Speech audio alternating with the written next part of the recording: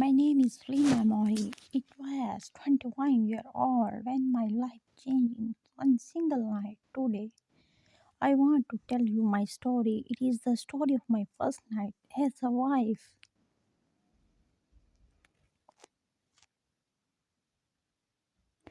When people talk about a wedding night, they often smile. They imagine soft light, flower, music, and love. They imagine two people who are happy and excited, ready to begin a new life together. In my hometown, every girl dreamed of that kind of night. I dreamed of it too, but my wedding night was nothing like that dream. The bed in the room was not beautiful to me. It did not feel warm or romantic. To me, it looked cold and frightening, like a place or something would end up being. And the man standing in the room with me was not the man I loved. At least that is what I believed. I thought he owned me. I thought I was trapped. People always said marriage is for a woman really life begins. But as I stood here there in my long, pale blue wedding dress, heavy and tight around my body, I did not feel like my life was starting. I felt like a freedom was ending. I was shaking. My heart was beating so fast that I felt it is my ear. It was alone at locked room with a man I barely know, a man people whispered about, a man they called cold, dangerous and cruel.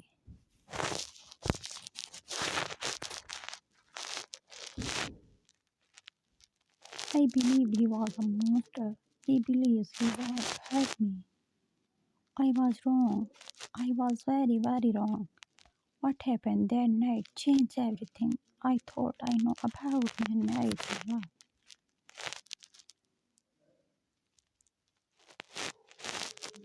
Let me take you about where it all begins.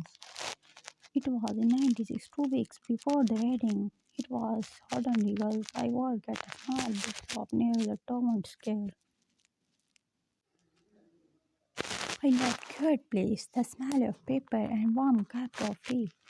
I had simple dream. I wanted to travel one day. I wanted to see the sea.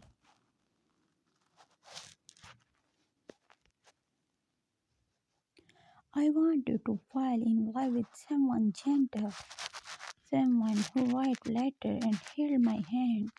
But life does not always listen to our dreams. One evening, I came home from work. The house felt strange, too quiet. The air smelled old and heavy. I walked into the kitchen. My father was sitting at the table. His head was in his hand. His shoulder was shaking. My father had always been strong. I had never seen him cry before Daddy. I whispered, "What wrong?" He looked up at me. His eyes were red. His face looked tired and older than I remember. On the table was brown valve. "I am sorry, Lena," he said softly. "I'm so sorry." My stomach twisted. "I made a mistake," he said.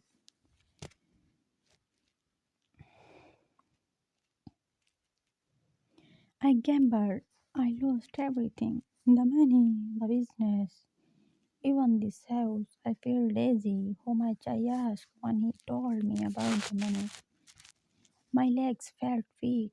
It was impossible to repair.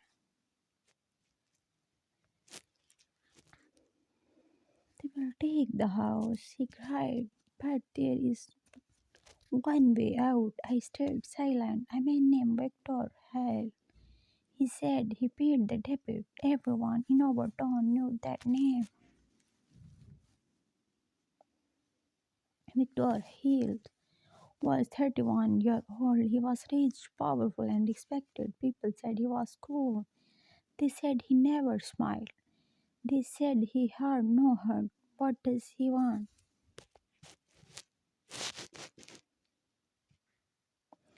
I asked quickly. My father could not look at me. He wanted a wife, he said. He wanted you. My world stopped. You sold me, I whispered. I said as my father cried.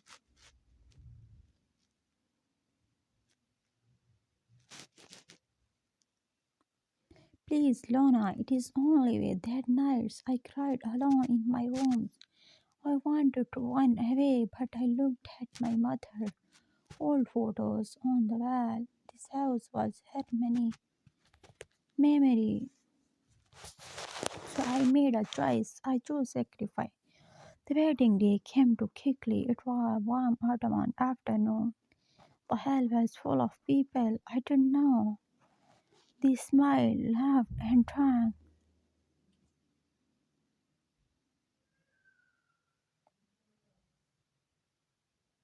They called me lucky. They did not see my shaking hands.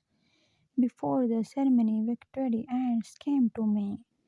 He opened a small box. Inside a silver necklace was carved in stone. This is family piece. She said you must wear it. She placed it around my neck.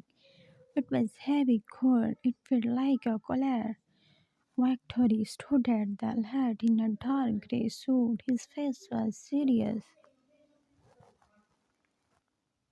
He did not smile when he spoke our vows. His voice was calm and quiet. I thought he did not want me. I thought I was nothing to him. That night, we arrived at his large house outside Rainywell Hills town. The place was beautiful but silent. This is the bedroom, he said upstairs. Inside the bed had a blue sheets.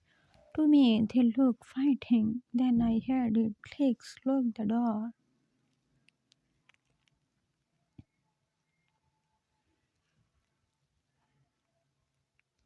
My blood ran cold. He began to remove his jacket. My back pressed against the wall. I could not breathe. I closed my eyes. Then I heard his voice, Lena. It was soft. I felt his hand, but not on my body. He was touching the necklace. This is hurting you, he said quietly. Your skin is red. He removed it carefully and placed it on the table.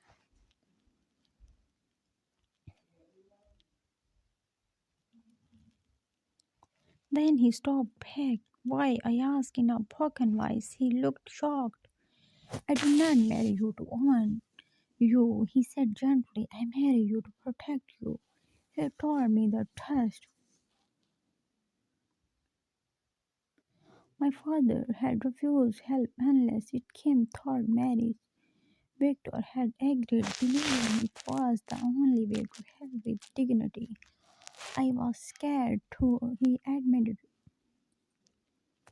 I did not know how to speak to you. Then my stopping rolled loudly. He smiled just a little. I brought food, simple bread and soap. We sat on the floor and talked about books. Music filled that night. He slept on the couch. He said always. That was the night I stopped being afraid, not because of passion, but because of respect.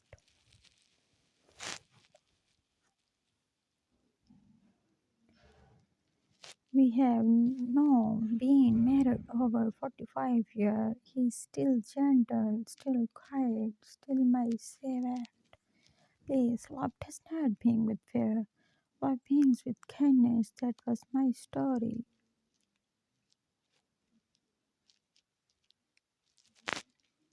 Thank you for listening. If you enjoyed this story, please like, comment, and share.